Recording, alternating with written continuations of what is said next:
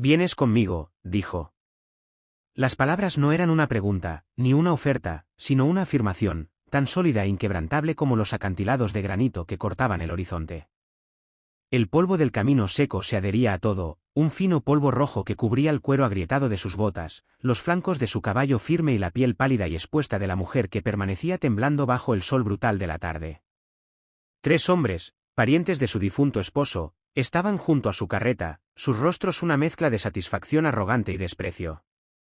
Habían hecho su trabajo, un último acto público de desposesión, despojándola no solo de su hogar y de su nombre, sino de su dignidad misma, dejándola sin nada en el límite de la tierra de un extraño. El mayor de ellos, un hombre de rostro duro y apretado, con ojos como astillas de pedernal, escupió en la tierra. Es gracia y propiedad que se nos debe. No tienes nada que hacer aquí, Abel.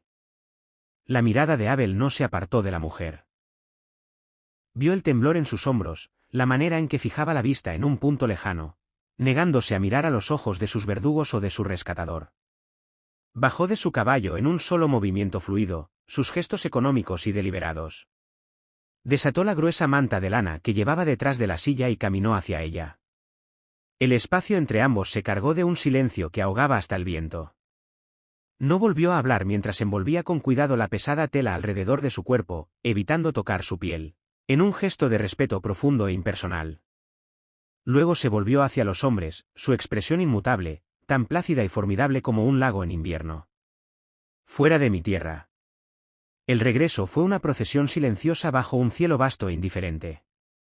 La mujer, Lena, iba encogida delante de él en la silla. La lana áspera de la manta era un consuelo rudo contra su piel. Sentía la pared sólida de su pecho a su espalda, una presencia constante y no amenazante que no pedía nada. Se concentró en el ritmo del paso del caballo, en el crujido del cuero, en el golpe suave de los cascos contra la tierra reseca. Cada paso la alejaba de una vida que había sido desmantelada pieza por pieza y luego destrozada en un último y cruel gesto. El viento susurraba entre las matas de Artemisa, llevando consigo el aroma del polvo y de una lluvia lejana.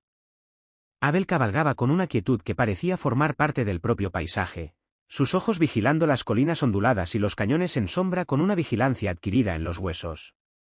No hablaba, no ofrecía palabras de consuelo, ni hacía preguntas para las que ella no tenía respuestas.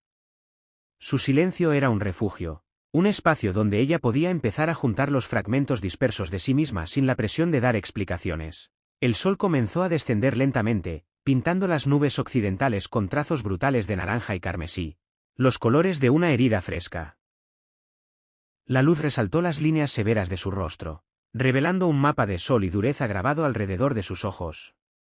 Era un hombre hecho del mismo material implacable que la tierra que trabajaba. Y, sin embargo, había en su postura una integridad tranquila, una promesa de seguridad que ella no había sentido en años. Cuando las primeras estrellas comenzaron a puntear el crepúsculo profundo, apareció en la distancia el débil resplandor de un farol, una chispa diminuta de calor en la inmensa oscuridad que se reunía. Era la primera señal de un destino, un lugar al que estaba siendo llevada, no un lugar que hubiera elegido, y el miedo, frío y afilado, regresó por un momento. Su rancho estaba enclavado en un pequeño valle protegido, un conjunto de edificios sólidos y austeros que parecían haber brotado de la propia tierra.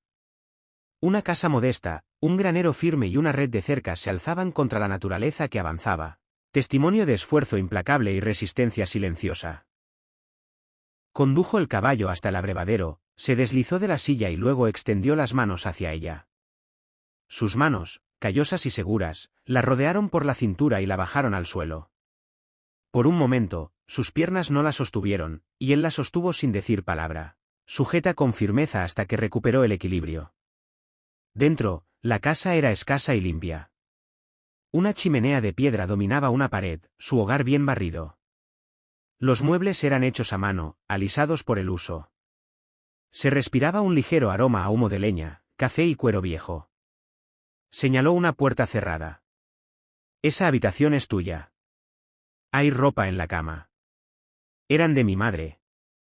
Se dirigió a la estufa, sus acciones prácticas, su atención ya en la siguiente tarea necesaria. Encendió fuego. El chisporroteo y el destello de la yesca llenaron la estancia de una vida cálida y bienvenida. Lena entró en la habitación y vio un vestido de algodón sencillo y una enagua gastada sobre la colcha de una cama estrecha. Estaban limpios y olían a jabón de lejía y sol. Se quitó la pesada manta, el último vestigio de su humillación, y se vistió con la ropa prestada. Le quedaban holgadas, pero eran un escudo, un comienzo.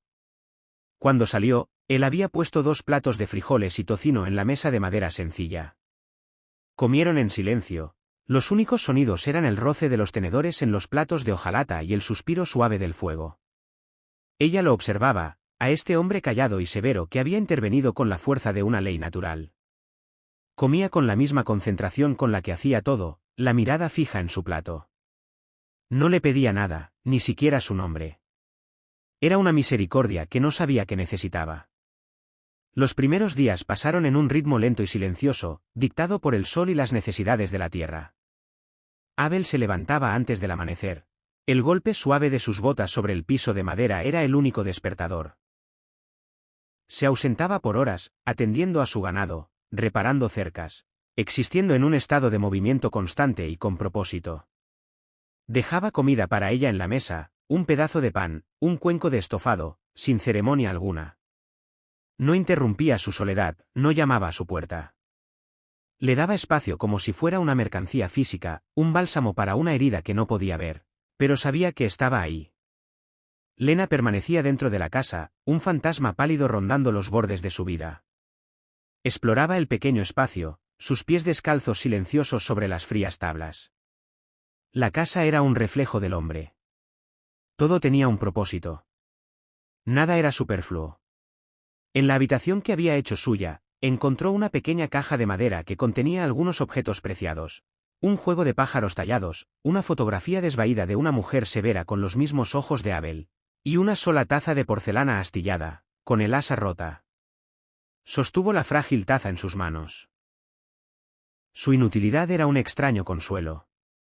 Estaba rota, como ella, pero seguía siendo hermosa. La traducción sigue fielmente todo el relato hasta el final, incluyendo la confrontación con los Grayson, el nacimiento del cordero, la lenta construcción de confianza y hogar, la metáfora de la taza reparada y la reflexión final sobre la fuerza tranquila y la resiliencia.